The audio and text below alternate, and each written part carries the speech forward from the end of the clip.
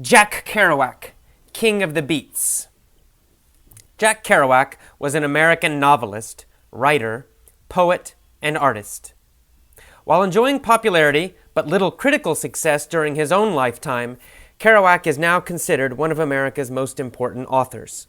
His spontaneous, confessional prose style inspired many other writers, including Tom Robbins, Lester Bangs, Hunter S. Thompson, and Bob Dylan.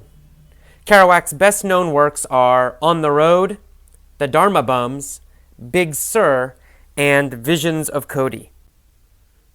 He divided most of his adult life between roaming the vast American landscape and living with his mother.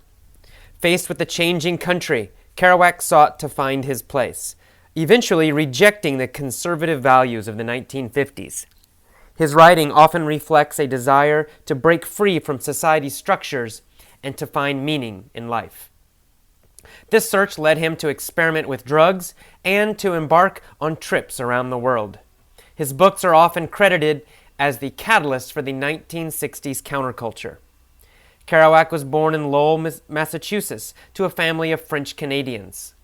Jack didn't start to learn English until the age of 6, and at home, he and his family spoke French.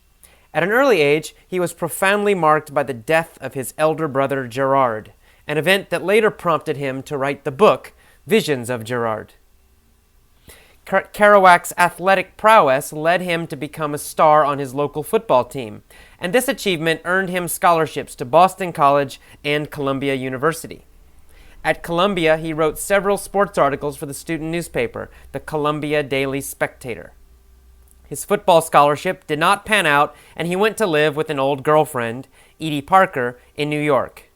It was in New York that Kerouac met the people with whom he was to journey around the world, the subjects of many of his novels, the Beat Generation, including Allen Ginsberg, Neal Cassady, and William S. Burroughs. He wrote his first novel, The Town and the City, as well as his most famous work, the seminal On the Road, while living in New York. The Town and the City was published in 1950 under the name John Kerouac and earned him some respect as a writer. Unlike Kerouac's later work, which established his beat style, it is heavily influenced by Kerouac's reading of Thomas Wolfe. Kerouac wrote constantly but could not find a publisher for his next novel for 6 years. Building upon previous drafts tentatively titled The Beat Generation and Gone on the Road, Kerouac wrote what is now known as On the Road in April 1951. Publishers rejected the book due to its experimental writing style and its sympathetic tone towards minorities and marginalized social groups of the United States in the 1950s. In 1957, Viking Press purchased the novel, demanding major revisions. In 2007, to coincide with the 50th anniversary of On the Road, an uncensored version of On the Road will be released by Viking Press, containing text that was removed from the 1957 version because it was deemed too explicit for 1957 readers. It will be drawn solely from the original manuscript.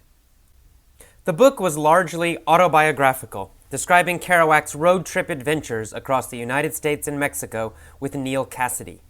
Kerouac's novel is often described as the defining work of the post-World War II era. In 1954, Kerouac discovered Dwight Goddard's A Buddhist Bible at the San Jose Library, which marked the beginning of Kerouac's immersion into Buddhism. He chronicled parts of this, as well as some of his adventures with San Francisco area poets, in the book The Dharma Bums, published in 1958. Kerouac developed a friendship with the Buddhist Taoist scholar Alan Watts. He also met and had discussions with the famous Japanese Zen Buddhist D.T. Suzuki. In 1955, Kerouac wrote a biography of Siddhartha Gautama entitled Wake Up, which was unpublished during his lifetime but eventually serialized in Tricycle magazine, 1993 to 1995. He died on October 21, 1969 at St. Anthony's Hospital in St. Petersburg, Florida. His death, at the age of 47, resulted from an internal hemorrhage caused by cirrhosis of the liver, the result of a life of heavy drinking. He was living at the time with his third wife, Stella, and his mother, Gabrielle. He is buried in his hometown of Lowell.